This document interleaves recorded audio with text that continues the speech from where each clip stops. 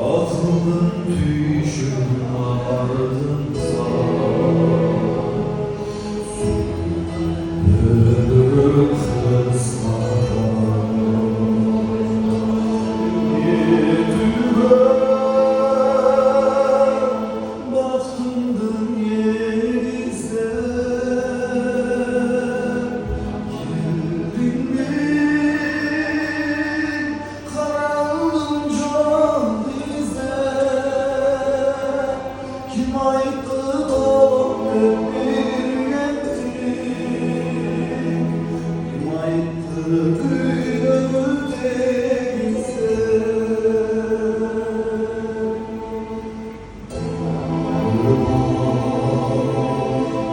Öldürdüm özünce seni ütkendi çok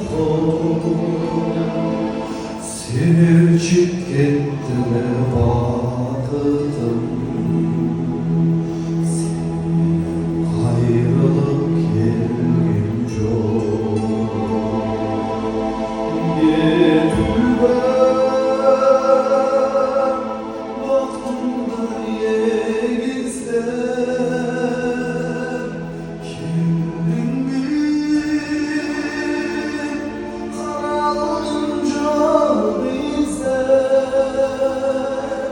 Kim ayıttı da hep bir yettik?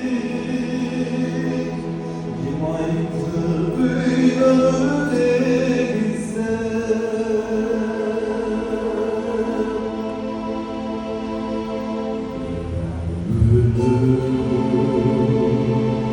Ertenge kuşalgan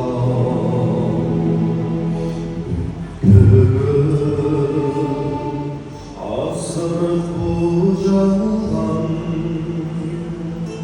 sarımsak ötkün